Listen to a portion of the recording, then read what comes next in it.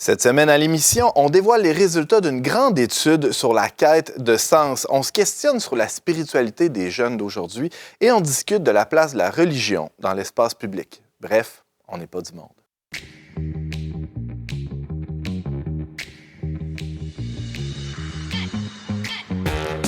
Bonjour à tous et bienvenue à votre magazine Foi et Culture. Ici Antoine Malenfant, votre animateur pour cet épisode consacré à la quête de sens. Et pour parvenir à nos fins aujourd'hui, pour vivre cette quête ensemble, tiens, on va y aller quétaine à fond. On a avec nous Louis-Joseph Gagnon, pas quétaine pantoute. Louis-Joseph, bonjour. Salut Antoine, j'allais dire l'ultime quétaine. Mais... Ah ben non. Louis-Joseph, tu es responsable des coms pour le Verbe Média. J'essaye, oui. Ouais, t'essayes. On ajoute aussi le marketing. Et marketing aussi. Ouais. Bon, il y a eu cette grande étude dont tu vas nous parler un peu plus tard. Mais oui, une étude qu'on a fait avec la firme Léger, aussi connue sous Léger Marketing. Là, on a fait ça cet automne. Donc, je vais parler de ça. On va pouvoir débunker le verbe. Non, c'est pas vrai. On va pouvoir rentrer dedans, voir qu'est-ce que cette étude-là nous apprend des Québécois de la quête de sens au Québec, puis initier la discussion. C'est quelque chose qui existe, là, la quête de sens. C'est pas juste un concept de théologiens ou de gens là, comme nous qui s'intéressons à ces affaires-là. Oui, c'est quelque chose qui existe. Beaucoup dans le milieu de la psychologie aussi. Bon, c'est sûr qu'en théologie, beaucoup de théologiens chrétiens ont repris ce concept-là, mais à la base, ça a été beaucoup développé là, dans le domaine de la psychologie. Il y a même des questionnaires là-dessus assez poussés en psychologie, là, en recherche. Là. Ça s'appelle le MLQ, c'est pas à confondre avec le FLQ, là. Meaning of Life Questionnaire, là, okay. Donc, qui mettent ça pour mesurer justement à quel point les gens sont en quête de sens puis à quel point ils ont trouvé un sens à leur vie. Donc, c'est administré par des psychologues. Donc, on reprend ces outils-là puis on les applique peut-être à des questions existentielles plus larges. En tout cas, on aura l'occasion de définir les termes là, dans quelques instants. Merci d'être là, Louis-Joseph. Ça fait plaisir. Louis-Joseph. C'est la première fois que tu viens, on n'est pas du monde? C'est la première fois que... Non. J'étais venu dans l'ancienne version. Dans le studio, là, on était moins à l'aise que maintenant. J'étais plus collé sur le mur. Oui, c'était tout petit. Oui, puis c'était aussi les vignettes, le temps des vignettes jaunes et oranges. Alors, on a changé le design. Oui, pas mal. C'est très bien. Pour le plus grand bien. Alors, merci d'être là, Louis-Joseph. On a aussi le plaisir d'avoir dans nos studios Jean-Christophe Jasmin, nul autre que Jean-Christophe. Salut! Encore, ben oui. C'est la première fois, on n'est pas du monde aussi. Ben ouais, t'es un habitué des verbomoteurs, qui est comme notre show B, là. Je sais pas, c'est ça. Je me demandais si j'avais gradué ou si j'étais déchu. Oui. Ouais. Non, je pense que tu progresses bien là, dans ta quête, justement. Faut dire qu'en rallye, le groupe B, c'était de le haut niveau. OK, on n'a pas les mêmes références. Moi, c'est plus le baseball. Okay. Jean-Christophe, de quoi tu vas nous parler aujourd'hui? On va parler de la question de la religion dans l'espace public, la perception de la foi dans l'espace public. La religion dans l'espace. Oui, dans l'espace. Ça serait un bon sujet aussi. Il y a des histoires là-dessus. Hein. Vous savez que Buzz Aldrin, il avait amené un petit kit de repas du Seigneur quand il est atterri sur la Lune. Il y a déjà eu, il y a déjà eu la communion sur la Lune. Donc, la religion dans l'espace, mais on ne parlera pas de ça aujourd'hui. L'espace public. On va parler de l'espace public, la perception de la religion dans l'espace public, question de laïcité, puis on va parler aussi de est-ce que les gens sont encore chrétiens aujourd'hui? Les changements par rapport au profil religieux des Québécois. Parce qu'il y a encore beaucoup de monde qui se déclare chrétien. On va essayer de faire des nuances, voir qu'est-ce que ça veut dire vraiment. Ouais, exactement, c'est ça. Merci d'être là, Jean-Christophe. Et pour la toute première fois aussi en studio avec nous, on n'est pas du monde, Chantal Prévost, bonjour. Bonjour. Chantal, tu travailles au Centre Saint-Pierre à Montréal. Oui. En 2 mots, c'est quoi le Centre Saint-Pierre? Bien, le Centre Saint-Pierre, c'est un carrefour de transformation sociale qui est un lieu de débat, mais un lieu où est-ce que, il y a des conférences, il y a des formations qui visent l'autonomisation des personnes et des organismes, parce qu'on travaille vraiment beaucoup avec les organismes. Là. Puis moi, je chapeaute le côté du développement personnel et spirituel. OK.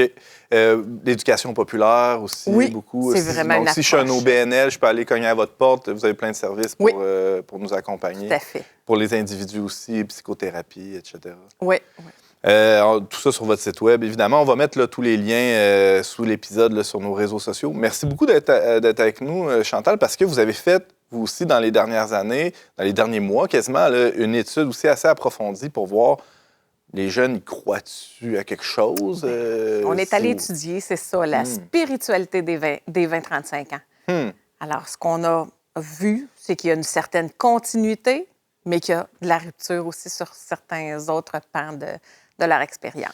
Très hâte de t'entendre là-dessus. Ça sera en deuxième segment d'émission. Merci d'être avec nous, Chantal. Ça me fait plaisir. Alors, sans plus tarder, allons-y avec cet épisode, cette quête sur la quête de sens.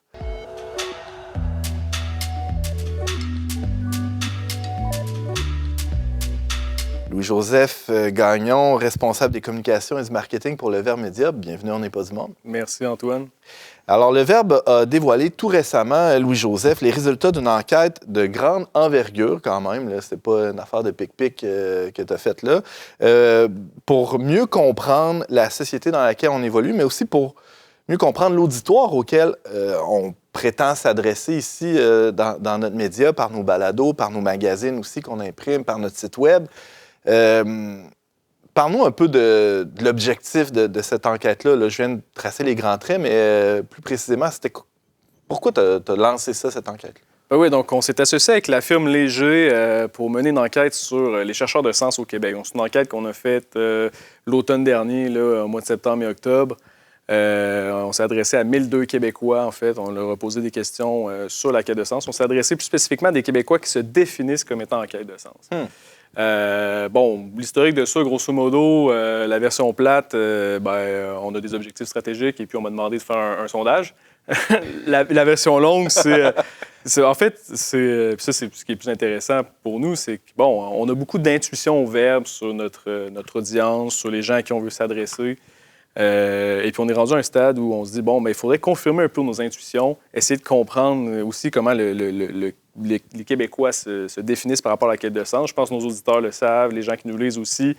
On utilise beaucoup ce vocabulaire-là de chercheurs de sens.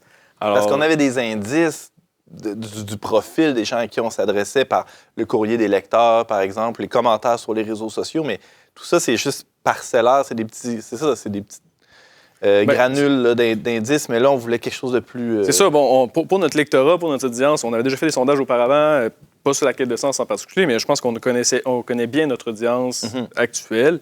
On voulait essayer d'aller plus loin, d'essayer de s'adresser à plus de gens. On pense que le Verbe a vraiment une offre pertinente pour les gens. Et puis là, c'est d'essayer de comprendre plus le Québécois et puis, par rapport à la quête de sens, parce que c'est là qu'on se situe, en fait, dans notre offre. Le Verbe est un média chrétien, on s'en cache pas. On témoigne de l'espérance chrétienne dans l'espace médiatique. Mais c'est pas un feuillet paroissial non plus. Non plus. On s'adresse pas aux gens qui fréquentent la paroisse assidûment. En tout cas, pas exclusivement à ces gens-là. On veut être, en gros, prendre une analogie. Peut-être certains au bureau ne seraient pas d'accord, mais on est un peu sur le parvis de l'Église, en fait. Là. On est là, puis sur le parvis, tu es à l'extérieur. Tu es encore dans l'Église, mais tu es aussi à l'extérieur. Et puis, c'est toi qui fais la jonction entre ce qui se passe en dedans et ce qui se passe dehors. C'est ça, un média. Hein? Un média, c'est un intermédiaire. Un intermédiaire. C'est quelqu'un qui est au milieu. C'est le middleman. C'est lui qui fait le pont. Et puis, on pense que, justement, ce thème-là des chercheurs de sens est un terreau fertile. Alors, on s'est dit, on va aller voir qu'est-ce qui se passe au Québec par rapport à ça. Qu'est-ce qui t'a marqué, Louis-Joseph, là, à prime abord, dans les données que tu as pu aller chercher? Parce que tu as interviewé toi-même 1002 personnes, c'est ça? Oui, exactement. Par ce sondage-là qui a été fait par Léger, qu'est-ce qui ressort? Qu'est-ce qui t'a marqué plus? Deux chiffres m'ont marqué particulièrement. Premièrement, le tiers de la population québécoise là, se définit comme étant en quête de sens. Donc, plus spécifiquement, 34 des Québécois, francophones, anglophones, tout confondu, se définissent comme étant en quête de sens. Tous les âges confondus aussi, ça, c'est intéressant. Ça fait du monde qui cherche un sens à leur vie. Oui, exact. Puis on pourrait aller dans le détail, puis quand on regarde le détail, on se rend compte que cette proportion-là, chez les jeunes, augmente à 55 chez les universitaires et chez les gens qui ont un diplôme universitaire, c'est plus élevé aussi, moins élevé que 55, je me souviens, c'est 41 quelque chose comme ça. Donc, il y a quand même, dans certains groupes de population, cette question-là, la quête de sens, est plus présente. Ça vous étonne-tu, ça, Chantal, Jean-Christophe, ces données-là? Je me demande comment c'est modélisé, dans le sens où ils m'ont pas appelé, moi. T'es pas dans les 1002. J'étais pas dans les 1002, mais je me dis, OK, quelqu'un qui est engagé, mettons, dans la foi, est-ce qu'il est en quête de sens ou est-ce que, comme quand tu as trouvé, tu qualifies plus, tu sais? C'est une question que je pourrais même vous poser. Est-ce que vous considérez en quête de sens, Chantal, par exemple? Ben, bon, c'est un peu personnel. J'ai comme envie de dire, moi, je suis en quête de sens depuis toujours. Ben, c'est puis ça. je vais toujours y être. Mais ça, c'est ma version à moi de quête de sens. Tu sais. Puis dans le fond, dans la recherche sur la spiritualité des 20-35, ce qu'on a vu, c'est que nos 20-35 ne nous ont pas parlé de quête de sens. Ils nous ont parlé de quête de cohérence. Et là, ça nous a amené des mots différents pour sensiblement la même expérience. Ouais. Mais avec un vocable qui est autre, mais qui nous parle aussi d'une conception d'une relation au temps qui est différente. Clairement. Est-ce que l'étude tenait compte, Louis-Joseph, de ça, de cette nuance-là entre ceux qui ont déjà trouvé un sens à leur vie? Là, parce que j'entendais, par exemple, un humoriste ce matin à la radio dire « Ah, ben moi, depuis que j'ai mes enfants, ça a donné un sens à ma vie. Je suis athée, mais je me lève le matin, puis ma vie a un sens. » C'en est une. Réponse valide, ça. C'est sûr, le questionnaire avait 24 questions, et puis en fait, c'était la première considération qu'on s'est dit, bon, t'as beau demander à quelqu'un si t'es en quête de sens, mais tu veux dire quoi exactement par la quête de sens? Donc, toute la première partie du sondage, c'était sur la définition. Comment les gens définissent pour eux la quête de sens, ça veut dire quoi? Comment ils le définissent pour eux-mêmes? Donc, on posait premièrement la question, vous considérez-vous en quête de sens? Puis après ça, bien, comment définissez-vous la quête de sens? Donc, il y avait des choix de réponse. Et puis, il y avait un choix de réponse, c'était, je me sens toujours en quête de sens depuis longtemps. Et puis, il y avait même des questions sur la durée, la longueur, depuis combien de temps vous considérez-vous en quête de sens, c'est quoi les obstacles, qu'est-ce qui a déclenché votre quête de sens. Donc, il y avait vraiment une grosse partie, je dirais, le tiers du sondage, c'était 9 questions sur 24, qui étaient vraiment juste sur la définition. Tout ça, là, comment vous considérez en quête de sens, qu'est-ce que ça veut dire, c'est quoi les obstacles, c'est quoi les freins. Qu'est-ce qu'ils ont répondu, les gens? Plein de choses. C'est sûr que sur la question de la durée, en fait, mettons, depuis combien de temps vous considérez-vous en quête de sens? Plus les gens étaient jeunes, plus ils disaient moins de 2 ans, puis plus on augmentait dans l'âge, les populations de 55 ans et plus, souvent, ils disaient depuis très longtemps, depuis toujours. Donc, je pense qu'il y a un effet de temps aussi. Là. C'est sûr que quand tu as 70 ans, puis que, mettons, tu es en quête de sens depuis l'âge de 20 ans, bien, dans cet horizon-là de vie, c'est comme si c'était depuis toujours. Ouais.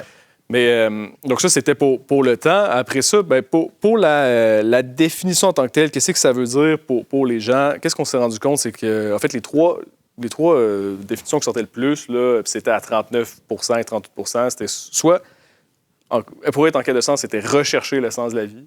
Donc, vraiment, l'action de chercher. Se développer au meilleur de ses capacités. Ou adopter un mode de vie sain et actif. Un mode de vie sain et équilibré, pardon. Donc, on était vraiment dans la base, là, tu sais, On n'est pas dans une pratique spirituelle nécessairement ou dans une pratique religieuse. Non, c'est ça, exact. On n'est pas là encore. Là. Ça viendra peut-être dans d'autres questions. Après, il y avait ces choix-là. Donc, croire en Dieu, dans les choix, ou des choix plus concrets, comme s'impliquer dans sa communauté aussi. Mais ces choix-là avaient moins de réponses que juste la base. Donc, c'est comme s'il y a des besoins de base que je pense que les gens veulent répondre, qui sont nécessaires à la quête de sens, là, comme avoir un but, donc adopter un mode de vie sain équilibré ou encore se développer au meilleur de ses capacités. Et puis après ça, on tombait dans des considérations plus concrètes. Là. C'est drôle, hein, parce que j'ai envie de dire que j'ai entendu ces réponses-là aussi dans la recherche sur la spiritualité des 20-35, mais souvent, les jeunes... Bien, c'est sûr que nous, c'était pas un sondage. Bien, il y avait une partie sondage. C'était plus qualitatif, c'était des entrevues c'était en plein ça. Fait que là, on était capable d'aller plus loin avec le jeune et à un moment donné, le jeune était capable de nommer son désir d'alignement. Puis, tu sais, le geste était vraiment important. Puis c'était vraiment de dire, bien, entre mes valeurs, mon agir, ce que je dis, à un moment donné, il faut que ça s'aligne. Puis ce que je vis et comment je m'insère dans la société. Il faut que tout ça, ça se place. Tu sais. Ben oui, on avait un peu ça. Bon, le sondage était en 3 parties. J'ai peut-être été un peu vite. Là. Première partie, définition. La deuxième partie, c'était quête de sens et religion. Et puis la troisième, c'était un peu la quête de sens au quotidien. Donc les actions, les moyens que les gens prennent pour répondre. Et puis on avait ça, justement, dans les actions, dans les moyens que les gens prennent. C'était beaucoup des actions très personnelles. Là, j'ai réfléchi sur c'est quoi les valeurs les plus importantes. J'ai pris une décision qui s'aligne avec ça. J'ai changé d'emploi parce que je ne me retrouvais pas à la bonne place. Donc, il y a vraiment cette idée-là de s'asseoir, de réfléchir, de penser à qu'est-ce qui est important, où est-ce que ma vie mène, mais aussi de ne pas en rester là puis de prendre des actions pour changer ça, comme justement changer de carrière professionnelle. M'inscrire dans une retraite, m'acheter un livre de croissance spirituelle. C'est des actions aussi. Oui, donc c'est des gens, en fait... M'impliquer dans ma communauté de telle manière. Exact. Donc les gens en quête de sens, on pourrait avoir l'impression que c'est peut-être des gens qui tergiversent, qui ne savent pas où trop où ils s'en vont, mais en fait, c'est des gens qui réfléchissent activement à ce qu'ils doivent faire et puis... Qui posent des gestes. Faisons un pas de recul, là. Revenons à cette deuxième étape-là, parce que une articulation intéressante, c'est celle de justement cette quête de sens-là. Bon, c'est quoi le sens de ma vie? Mais parmi les offres, il y a aussi des offres dans le marché spirituel, des offres religieuses. Comment se fait cette articulation-là chez les répondants? Est-ce qu'il y a comment ils voient que cette quête de sens-là peut ou pas s'arrimer avec justement une cohérence qui serait proposée par telle ou telle religion? Tu vois le sens de ma question? Oui, bien, ça arrive au deuxième chiffre qui m'a frappé. Là. Ouais. Bon, il y avait le 34 des Québécois. Le second chiffre qui est vraiment important à retenir, c'est que 61 des personnes qui se considèrent en quête de sens pensent que la foi chrétienne a un rôle à jouer là, pour les gens en quête de sens, qu'elle peut vraiment répondre aux gens en quête de sens. Et puis cette proportion-là est plus élevée chez les jeunes, on tombe à 66 Arrête. Oui, donc c'est vraiment un chiffre. En fait, ça montre la pertinence de la foi pour les gens. Les gens regardent la religion. Bon, ils pourraient avoir des réticences vis-à-vis de la religion, vis-à-vis de la foi chrétienne. C'est sûr que notre questionnaire était plus orienté vers la foi chrétienne à cause de ce qu'on est. Puis on pourrait penser souvent, mettons, peut-être les médias répercutent cette image-là ou la culture ambiante que la foi chrétienne s'est dépassée, que c'est une institution qui n'a plus lieu d'être. Mais ça ne les veut gens... pas nécessairement dire qu'ils vont aller vers ça, mais ils vont le considérer, ou du moins, il n'y a pas de frein ou d'obstacle, il n'y a pas d'a priori négatif chez tous ces gens-là, comme en regardant la foi chrétienne comme une des réponses possibles dans leur quête de sens. Je reformule un peu, c'est tout ça que... Exact. Ben, c'est plus... La question était plus formulée en mode est-ce qu'ils pensent que la foi chrétienne peut vraiment répondre à la quête de sens en général?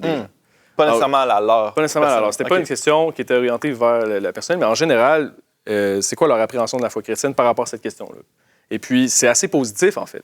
Est-ce que ça colle avec ce que... Parce que vous êtes en contact, je pense à Jean-Christophe dans ta communauté chrétienne, Chantal au Centre Saint-Pierre, vous côtoyez des jeunes, des gens qui s'approchent de vos communautés, de vos groupes. Est-ce que ça colle avec cette réalité-là de terrain, Jean-Christophe? Moi, je pense que oui. Je pense que c'est une chose qui me frappe quand même dans la conversation, c'est vraiment comme à quel point il y a eu une individualisation de la quête de sens. Dans le sens que tu lis sur le Québec des années 30, des années 40, c'est comme c'était une quête communautaire, puis ta quête de sens, à quelque part, tu t'entrais dans une dimension très communautaire, cette quête-là. Tu avais des rites, tu avais des rituels. Il y avait une grande chorégraphie. Une grande chorégraphie, des rites de passage, puis des choses que tu absorbais, de rendre grâce avant le repas, les chemins de croix qu'on voit encore sur nos routes. Les processions. Les processions. Moi, j'ai pas connu ça. Peut-être mes parents, quand ils étaient jeunes, ont connu ça un peu, Mais puis c'est là qu'il y a une tension, parce que ce que tu dis concorde un peu avec... mettons le Younger Millennial Survey, là, comme une série de sondages, une grosse étude qui a été faite chez les jeunes milléniaux, où tu vois que, par exemple, la vision positive de christianisme, évangélisme, catholicisme, religion, c'est très négatif. Mais spiritualité, les gens sont beaucoup plus ouverts à ça. Puis souvent, j'ai l'impression, comme quand tu parles de religion, ce qui est sous-entendu, c'est participer à une quête de sens qui n'est pas individuelle, mais qui est peut-être contrôlée par une institution. En tout cas, c'est presque aliénante, là. C'est comme les institutions, déjà, n'ont pas bonne presse. Là, toutes les institutions en ce moment, en général. Mais c'est ça qui est quand même marquant. Puis là, comme protestant, je peux dire, on est coupable un petit peu, dans le sens qu'il y a beaucoup de l'existentialisme chrétien vient du protestantisme, cette idée-là de comme... une emphase sur le salut individuel, sur la rencontre personnelle avec Dieu. Fait que, il y a eu ce courant-là aussi dans le catholicisme, avec le personnalisme là, qui est venu comme dans le thomisme presque supplanter la vision du bien commun. En tout cas, du moins chez plusieurs théologiens dans le 20e siècle. Fait que cette dynamique-là, on va y revenir assurément, le rapport individu-communauté. Je veux qu'on revienne là-dessus. On a quand même certaines données pour rebondir là-dessus. C'est-à-dire, on a demandé, nous, aux non-chrétiens comment ils percevaient la foi chrétienne. Et puis, qu'est-ce que le sondage révélait? C'est que chez les jeunes, la perception est assez neutre. Donc, pour eux, c'est plus une religion. Les non-chrétiens, là, les jeunes non-chrétiens de 18-34 ans, c'est une religion avec laquelle ils ne s'identifient pas nécessairement. Ouais. Mais c'est pas négatif. Alors ils n'ont pas eu d'expérience négative non plus. C'est ça. Ils n'ont juste pas eu d'expérience. Mais par contre, chez les 55 ans et plus, là, c'est négatif, une expérience négative à plus de 60 C'est comme la bière sans arrière-goût, là, mais là, c'est comme là, la religion, elle a... un peu. Goût est encore là, le point qui revient le plus, c'est justement c'est que c'est perçu comme une institution rigide, conservatrice, qui est plus adaptée au monde moderne. Chantal? Bien, dans le fond, je trouvais la formulation de la question très intéressante. C'est si la foi chrétienne peut apporter quelque chose au niveau de la quête de sens. Et moi, ça rejoint vraiment ce que les jeunes disaient. Les jeunes, on en a eu plusieurs sur les 20 avec lesquels on est allé vraiment plus en profondeur. On en a eu plusieurs là-dedans qui sont allés visiter les grandes traditions. Pas l'institution comme telle. Ils sont allés visiter les lignes de spiritualité de chacune des grandes religions. Alors là, c'est là qu'on voit que ces jeunes-là disaient effectivement, la foi chrétienne, comme la foi musulmane, comme la foi juive, comme d'autres approches plus orientales, il le mettait sur un piédestal et il disait tout ça, ça peut nous apporter quelque chose. Fait que oui, il y a le même genre de réponse à cette heure. Est-ce que ça fait pour autant, dès le moment où on place l'institution, il y a un recul? Là, c'est automatique et peu importe à l'intérieur de quelle foi, il y a un recul, l'institution, c'est non. Puis une chose que je remarque, si tu posais la question aussi dans nos milieux, moi, une chose que je remarque comme un phénomène nouveau, c'est qu'avant, les gens, oui, avaient très peur de l'institution. Encore aujourd'hui, là, inviter quelqu'un à l'église, surtout dans une église protestante, tu n'as pas de clocher, là, ça peut avoir l'air un peu louche. Là, c'est une secte. Là, au Québec, en tout cas, là, les églises protestantes en Ontario, c'est plus classique là, comme architecture.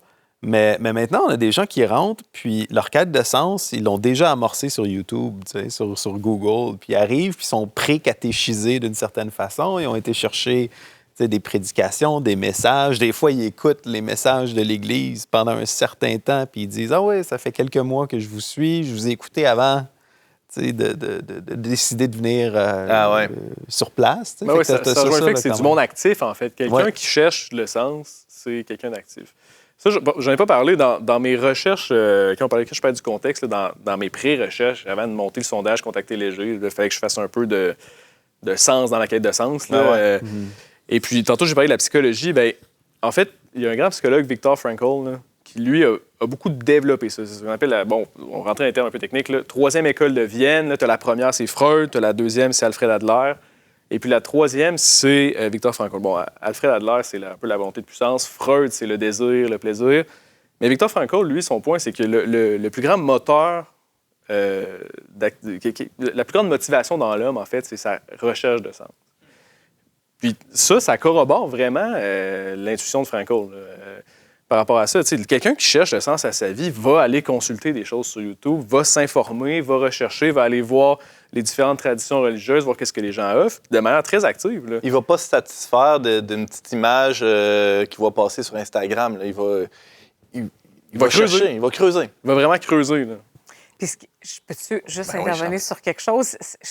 Il va creuser, mais au niveau des jeunes, en tout cas de 20-35, ils vont creuser de façon sécuritaire. Donc, ils vont creuser dans le salon chez eux. Et quand ils vont se sentir en sécurité, qu'ils peuvent se fier, là, ils vont aller. Mais la première démarche, c'est une démarche de salon. C'est une démarche où je risque pas, moi, parce que la dimension spirituelle est une dimension où on a vu beaucoup de menaces. Il y a quelque chose où c'est très insécure, parce qu'ils ont conscience de la fragilité du thème. On est dans quelque chose de tellement intime aussi qu'on se rend vulnérable d'une certaine manière quand on va dans ce terrain-là. En même temps, je parlais tout à l'heure des anciennes liturgies ou des anciens rythmes communautaires qui nous amenaient à une quête de sens, mais je pense qu'il faut faire aussi attention. Des fois, on est dans le syndrome du poisson dans l'eau. je veux dire, notre société, notre culture aujourd'hui, quelqu'un qui serait téléporté du Moyen Âge à aujourd'hui ou du début du siècle dernier à aujourd'hui, verrait qu'on a un système de valeurs, on a des institutions qui donnent du sens. Tu poserais des questions aux gens, puis quand même, il y a vraiment un cadre religieux, même si ce n'est pas une religion classique attachée à une institution particulière. Moi, je pense qu'il y a quand même un dogme partagé par beaucoup de gens qui est hérité de la Révolution des années 60, comme que tu parlais de Freud, là, cette idée-là que l'homme n'est libre, mais la société le corrompt, on est fondamentalement bon, il y a quelque chose de vrai en nous, mais qui est réprimé par les institutions puis par la société. Notre but dans la vie, c'est de le découvrir, c'est de l'exprimer, puis l'ayant exprimé, c'est d'être accepté. Ça... Donc, ces grandes idées-là que tu viens d'évoquer, Jean-Christophe, tu as l'impression que c'est assez diffus. C'est assez diffus, c'est dans les films, c'est dans les médias, c'est un petit peu partout. Puis souvent, ces choses-là, je ne les mets pas nécessairement en opposition. C'est un système de sens, en quelque sorte. Oui, puis je ne les mets pas nécessairement en opposition noir-blanc entre la religion chrétienne puis il y a vraiment comme un ensemble de nuances entre les deux. Mais c'est transmis. Là. Il y avait eu une série d'articles aussi, de reportages à France Culture il y a quelques années qui disaient pourquoi est-ce qu'on devient tous protestants en France. Puis il expliquait comment que, mettons, Star Wars, la guerre des étoiles, va transmettre des idées protestantes à travers Hollywood, sans même s'en rendre compte. Inconsciemment. Pourquoi est-ce que Luc doit croire dans la force? Pourquoi est-ce que c'est par la foi ou par c'est toutes des choses comme ça où on a des croyances qui s'injectent dans la culture, puis après ça, cette culture-là, on l'absorbe, puis c'est des rites, c'est des liturgies qui nous font adopter des croyances inconsciemment. Comme la quête de sens, j'ai l'impression que ce qui distingue la quête de sens, c'est qu'il y a comme une prise de conscience, de recherche, de dire que je ne fais pas juste prendre dans quoi j'ai baigné, mais je veux vraiment trouver pour moi-même, je veux faire sens. L'individu se voit en train de chercher. Là. C'est ça. Il est conscient de ce qu'il est en train de faire. C'est pas, parce que tout le monde a un sens à quelque part à sa vie.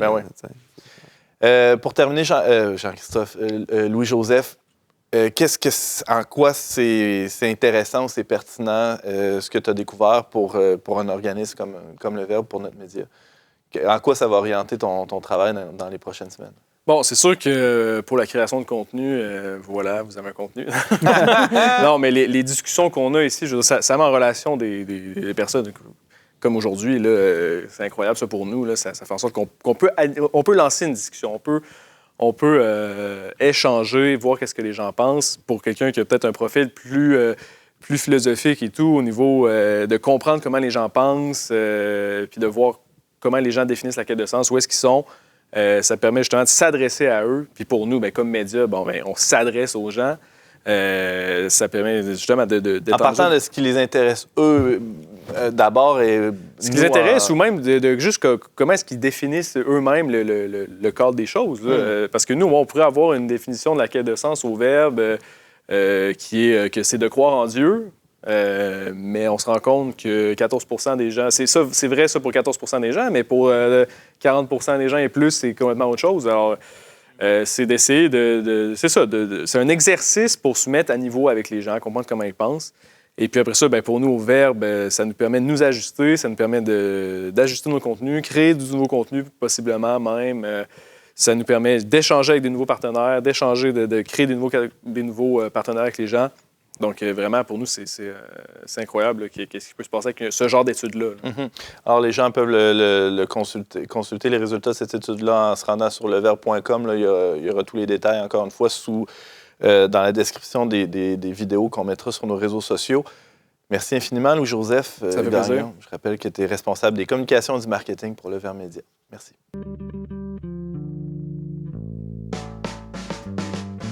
On n'est pas du monde est une émission produite par l'équipe du magazine Le Verbe.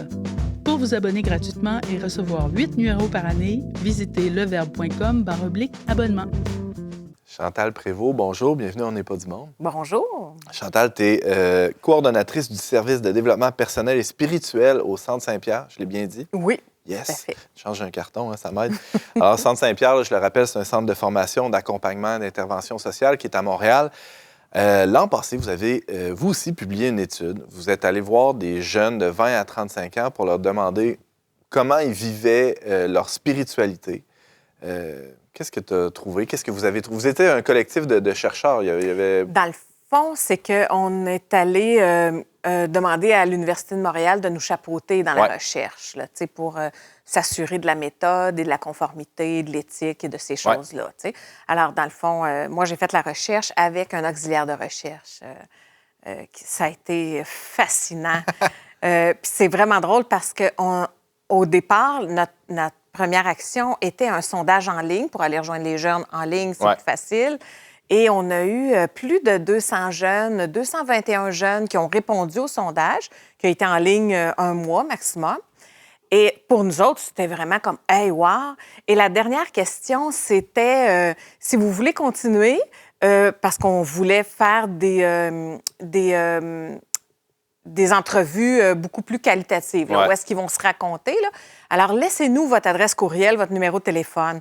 Le tiers des jeunes, plus de 70 jeunes nous ont laissé leur... Ça montre déjà, vraiment... ça, c'est une donnée en soi. Écoute, les jeunes veulent parler de ces sujets-là. Veulent parler. Et puis ça, c'est vraiment ce qui est ressorti, là, qui traverse la recherche du début jusqu'à la fin.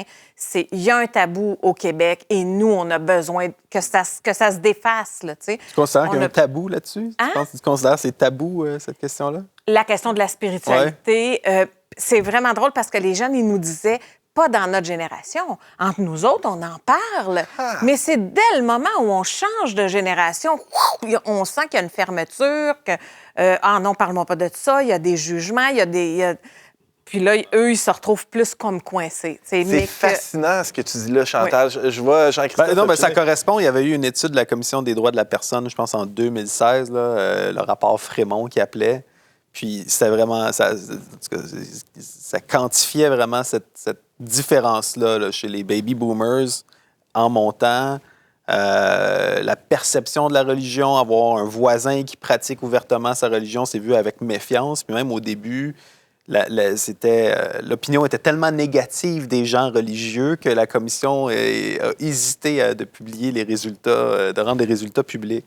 Puis ce qu'on voyait, en tout cas c'était 2016, mais on voyait que à partir des milléniaux, puis en descendant, c'est comme chaque décennie, là, chaque tranche d'âge de 10 ans, l'ouverture aux questions religieuses était de plus en plus ouverte. Mais je suis surpris de remarquer je suis surpris que ces jeunes-là le remarquent eux-mêmes. Là, par contre, moi, je tiens à préciser quelque chose. Je parle pas de religion.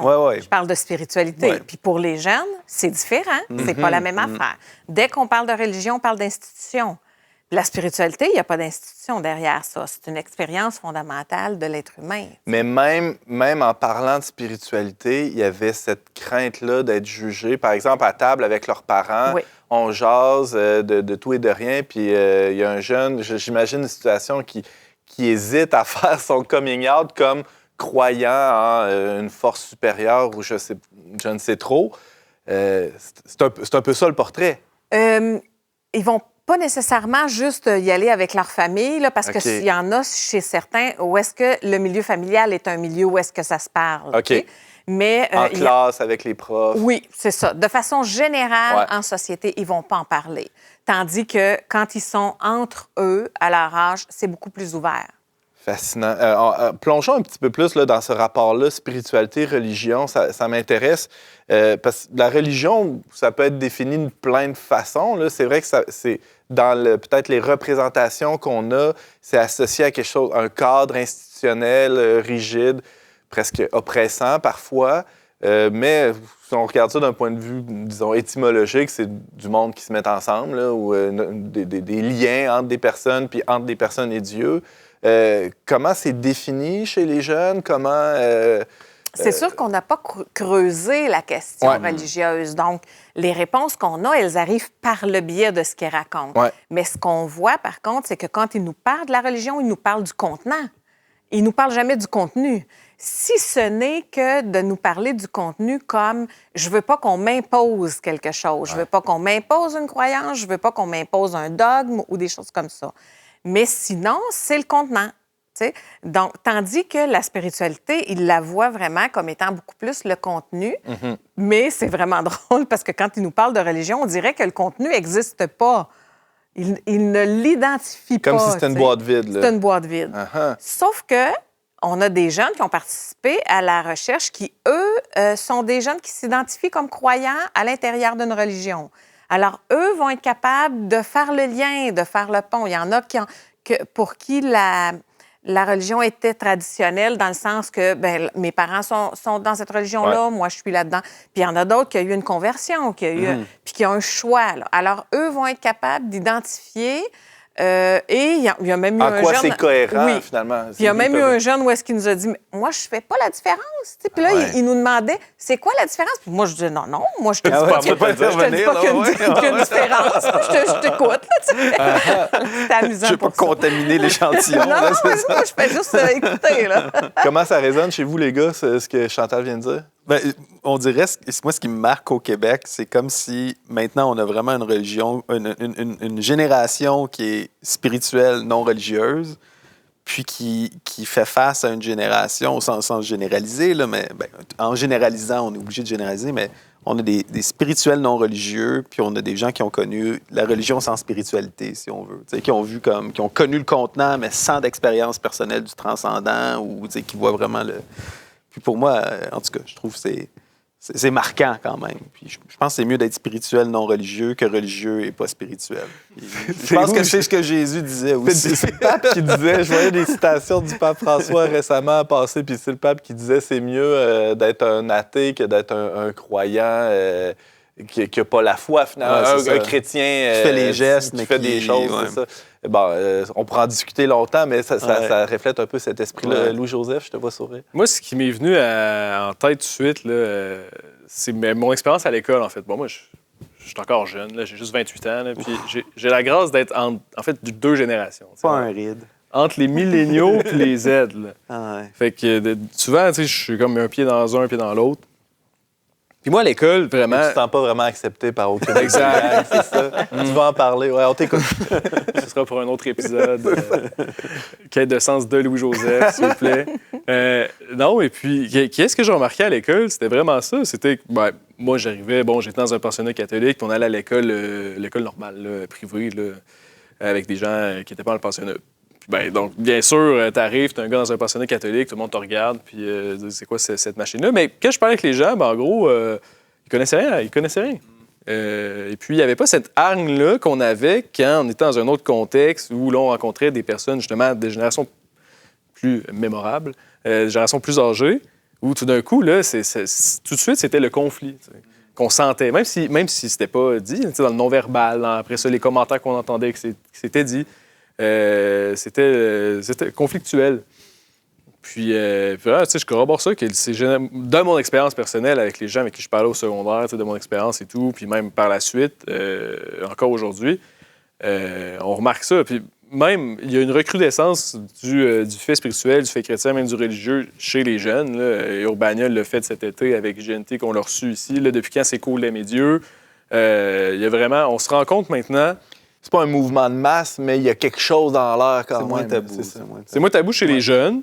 Puis les médias commencent à en parler. C'est sûr qu'on sait que les médias aujourd'hui, c'est une audience plus âgée. Les médias traditionnels, on s'entend, la télé, les journaux vont avoir leur sujet parce qu'ils ont leur auditoire aussi. Mais quand on va sur le web ou dans les milieux plus alternatifs, mais qui sont de moins en moins, là, on retrouve d'autres discours et une pluralité peut-être plus grande.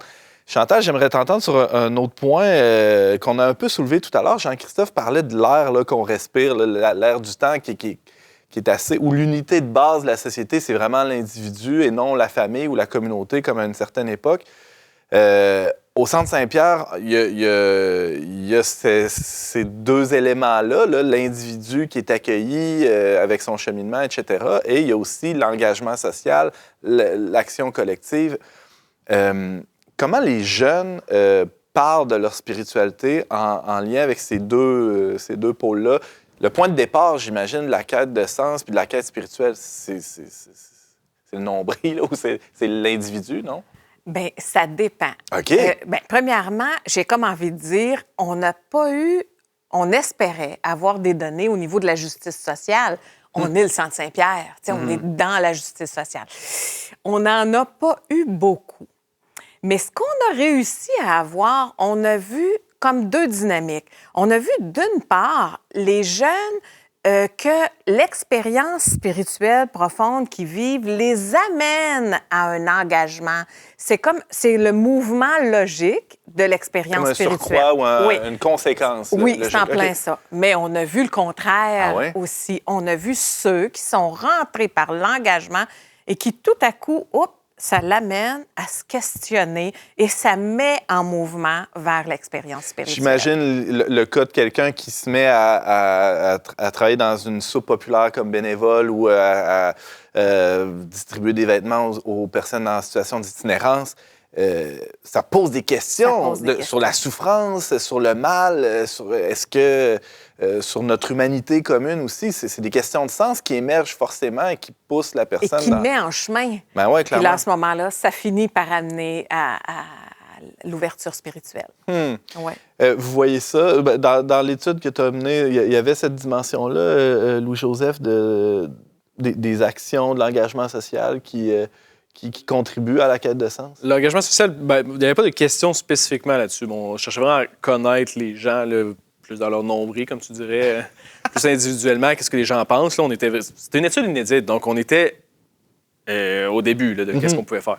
C'est sûr qu'il y avait certains choix de réponse, justement, sur les définitions de quête de sens, justement, qui parlaient d'implication sociale. Est-ce que pour eux, c'est l'implication sociale? Puis il y a des données là-dessus. Mais en tant que tel, sur l'implication communautaire des gens, pas vraiment. Là. On était plus d'essayer de comprendre individuellement chaque personne, qu'est-ce qu'elle vit par rapport à sa quête de sens. Les jeunes qui arrivent à l'Église, Jean-Christophe, là, qui vous découvrent, est-ce qu'il y a ce cheminement-là aussi qui débouche sur hey, « moi, je veux faire quelque chose pour ma communauté, j'aimerais ça m'engager un peu plus, faire un pas en avant ». Oui, souvent, nous, on est des communautés quand même assez tissées serrées. Fait que quand les jeunes font un pas spirituel, on va les baptiser. C'est comme un rite de passage, ils font partie de la communauté. Puis après ça, ils vont s'engager puis ils vont servir à l'extérieur ou à l'intérieur de la communauté. Là, c'est sûr, là, c'est de la théologie, là, mais nous, on considère, comme dans Éphésiens 4, qu'on est tous des cadeaux de Dieu les uns pour les autres. Hein, puis on est les membres d'un même corps, puis on n'est pas tous faits pareil. Puis des fois, c'est comme... Tu as les qualités de tes défauts, les défauts de tes qualités. C'est pour ça qu'on a besoin d'être les uns avec les autres. Ouais. Cette activité-là suit naturellement l'intégration dans la communauté. Puis ça suit la foi. Hein? C'est comme la religion pure et sans tache, c'est de visiter la veuve et l'orphelin dans leurs afflictions, puis de s'abstenir des souillures du monde. On va dire tu dis la foi, tu dis que tu as la foi, puis moi j'ai les œuvres. Bien, montre-moi ta foi par les œuvres, parce que la foi sans les œuvres est morte. Fait que dans les écrits du Nouveau Testament, ce lien-là entre croyance puis action sont liés. Ça, c'est certain. Moi, ce que je me demande, par contre, c'est comment un jeune de 20, 25 ans qui est en quête spirituelle, comme ça ressemble à quoi, la pratique spirituelle? As-tu des exemples de pratiques spirituelles, de choses qui t'ont marqué? Je suis contente que tu m'amènes sur ce point-là, parce que ça a été... Ils en ont parlé. Bien, ils en ont parlé, puis c'est drôle parce que la spiritualité est beaucoup associée à la pratique. Fait qu'à un moment donné, tu sais, dans ce qu'ils nous racontent, parce que c'est des entrevues qui ont duré en moyenne à peu près 1 heure, bien, ils partent de leur enfance, puis ils avancent, là, tu sais. Puis à un moment donné, bien, la pratique embarque, tu sais. Et là, ils vont nous parler, des pratiques à la mode, puis après ça, on voit vraiment... c'est quoi des pratiques à la mode? Les pratiques à la mode, le yoga est une pratique à la mode. Ils le considèrent comme une pratique spirituelle, pas juste comme un sport, mettons. Bien, c'est là où il y en a qui vont dire c'est une pratique spirituelle, mais la façon que c'est vécu, où est-ce que je vois, c'est plus physique. Okay. Alors, il y en a qui vont avoir comme le regard là-dessus plus critique. Mais ça fait partie des pratiques à la mode, ou d'aller marcher Compostelle. Ah, je fais un check, je l'ai fait. Ou des affaires comme ça. Ça, c'est les pratiques à la mode, mais il va y avoir des pratiques qu'on appelle les pratiques du soi, là, selon l'expression de Michel Foucault, là, qui sont vraiment plus celles qui font avancer l'être humain, qui nous permettent d'être en contact avec soi et tout ça. Mais là, celles-là, on sent vraiment qu'elles ont des assises dans la vie de pratiquement chaque personne. Puis c'est vraiment le fun parce qu'il y en a différentes. Il y a comme une hiérarchie de pratiques dans laquelle on voit l'ésotérisme arriver. Ils vont dire des fois, ça, c'est ésotérique, donc je le fais pas. Mais en même temps, l'ésotérisme, c'est comme une boîte vide.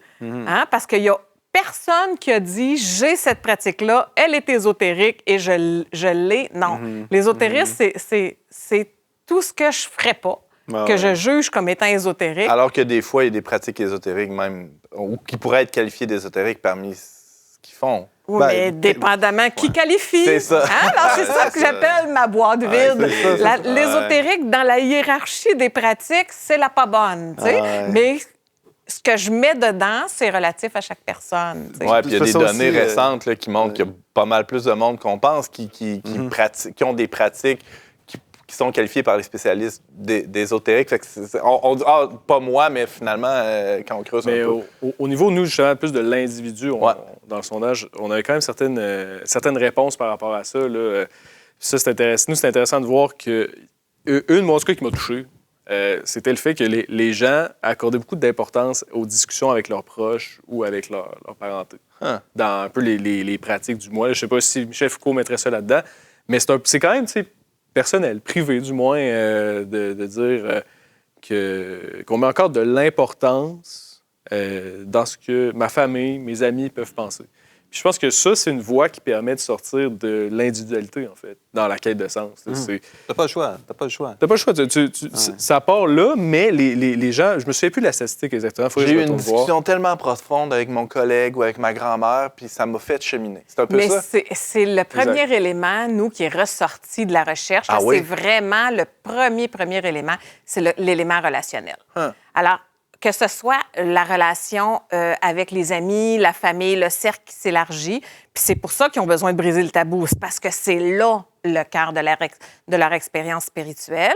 Après ça, c'est la relation à l'intérieur d'une communauté. Puis là, quand je parle de communauté, je parle pas juste de communauté au niveau religieux, mais de toute communauté, genre communauté LGBTQ ou des communautés plus culturelles ou des choses comme ça. Donc, les gens cherchent à appartenir à un quelque groupe, chose. C'est pas nouveau. Hein. Et après ça, il y a vraiment la dimension de relation plus grand que moi.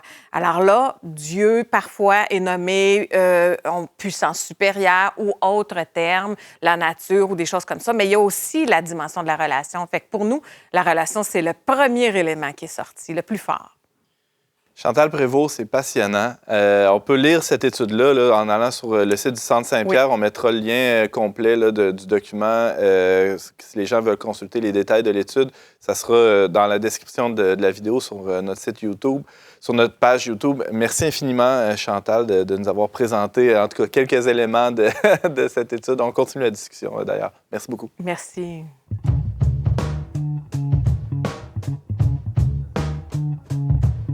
Jean-Christophe Jasmin, bonjour, bienvenue à On n'est pas du monde. Merci. Jean-Christophe, tu es membre du conseil très, très sélect, le conseil éditorial du Verbe. On parlait d'ésotérisme, c'est vraiment un bon exemple. Il y a un rite initiatique pour rentrer dans ce conseil-là. Bon, on ne dévoilera pas les détails ici.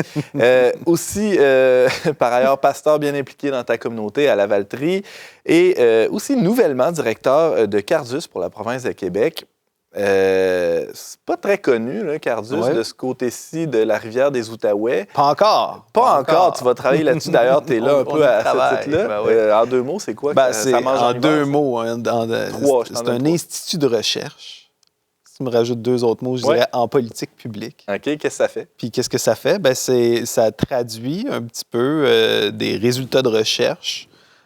Par rapport à des questions, souvent, Cardus, c'est un organisme qui est chrétien, il n'est pas gêné d'être chrétien, qui est public, crédible, mais qui cherche à faire des recherches crédibles, puis par rapport à ces résultats-là, proposer des politiques qui vont être pour le bien commun. Un exemple? Un exemple, les questions de préusuraires pour les gens qui font des avances de chèques de paye, par exemple. Il y aurait moyen de légiférer pour limiter justement l'exploitation des plus vulnérables. Donc, comment est-ce qu'on pourrait faire ça? Comment ça se traduit dans des projets de loi? En ce moment, en fait, Il y a un projet de loi privé par Ruba Gazal de Québec solidaire qui parle de cette question-là maintenant à l'Assemblée nationale. Fait que ça, c'est le genre de choses. C'est un organisme qui est non partisan. Fait que c'est comme dès qu'il y a quelque chose de bon, que ça vienne d'un parti ou d'un autre, ben vous donnez du gaz à ces gens-là qui veulent mener ces combats-là dans l'arène politique en leur donnant des données fiables.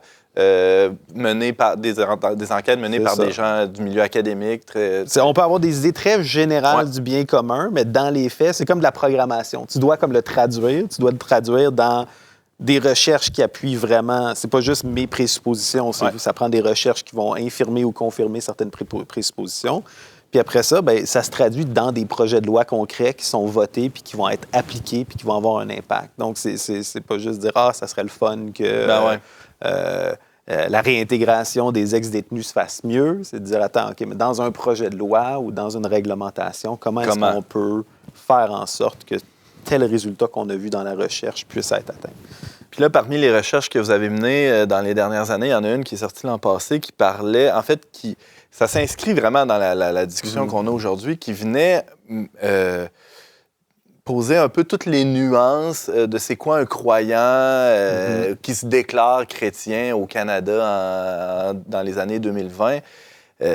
On peut, je sais pas, souvent on fait des raccourcis dans les médias où il y a les croyants et les non-croyants, il y a les chrétiens, les non-chrétiens. Vous avez pu un peu faire le ménage là-dedans ou clarifier certains points. Qu'est-ce que vous avez découvert? Clarifier ou nuancer même. Hein? Tout est un peu plus flou, mais à quelque part, on aime ça, les catégories. C'est simple. Hein? C'est blanc, c'est noir, c'est chaud, c'est froid, mais rien n'est chaud et froid. Tout est chaud relativement à quelque chose de plus froid. Puis, donc, c'est un petit peu la même chose. C'est ces catégories-là qu'on a comme catholiques, orthodoxes, évangéliques, croyants, non-croyants. Ben, on se rend compte que les frontières sont pas si claires que ça. Puis on remarque que ça s'articule aussi dans un contexte de désaffiliation générale, dans le sens où, puis là on l'a vu dans les dernières données du recensement, par exemple. Dans le passé, la majorité sûrement qu'on est en dessous de 50% de la population québécoise qui s'identifie comme catholique. Je pense que le dernier recensement, c'était 53, c'est ça? 53. Puis là, si tu suis la trajectoire, on est déjà en dessous de 50, probablement si la ligne n'a pas bougé. Mais dans les faits... en termes de pratique, en termes de conviction, ça n'a pas bougé tant que ça. Ce qui a bougé, c'est qu'auparavant, si tu demandais à quelqu'un de remplir un sondage ou un papier de recensement, quelle est ta religion, bien, si la personne avait été baptisée dans l'Église catholique, elle allait écrire catholique romaine. Tandis qu'aujourd'hui, si la personne n'a pas vraiment cette conviction-là personnelle, bien, elle va avoir plus tendance à marquer sans religion. Ça se manifeste aussi chez les protestants. Chez nous, c'est un peu compliqué. Dans le passé, les gens auraient identifié leur religion par rapport à leur dénomination, c'est-à-dire la sous-famille du protestantisme, pentecôtiste, baptiste, méthodiste, luthérien. Tandis que là, maintenant, la plupart des gens vont juste écrire chrétien.